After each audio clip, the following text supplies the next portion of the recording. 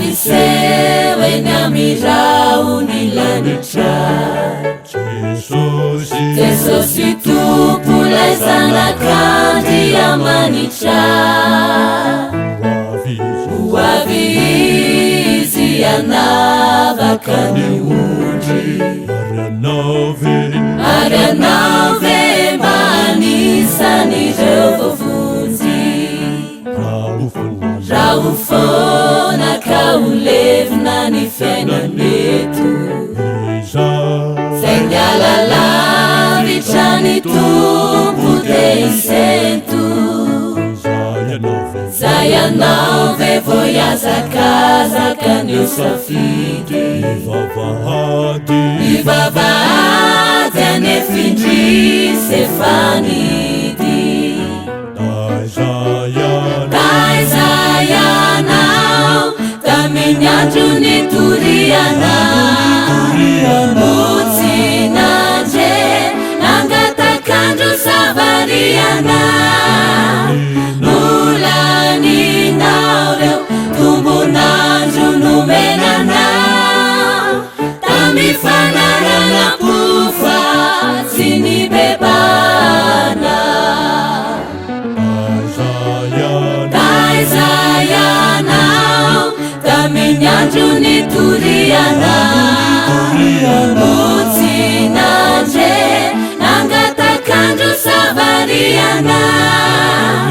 Nolaninao reo tombonandro nomenanao Tamifanarana pofa tsy ny bebana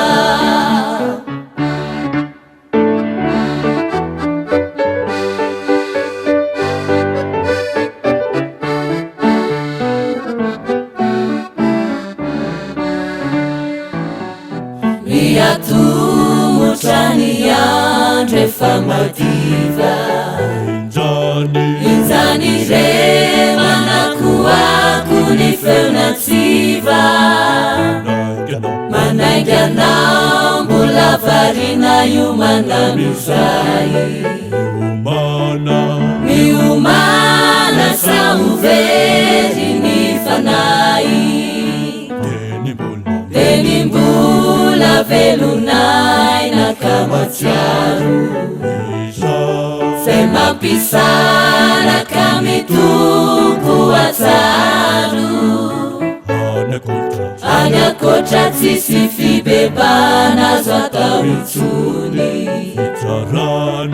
Fitsarana no miandry any ambony Taizay anao tamin'ny andro pavelomana Motsinandre no tsy niamina tsy niomana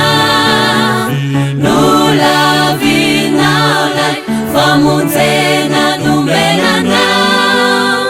Natakanonao ny moralo atalindrindry anao Taizay anao tamin'ny andro pavelomana Motsinandre no tsy niamina tsy niomana Nolavinao lay famonjena nomenanao Natakanonao ny moralo atalindrindry anao Natakanonao ny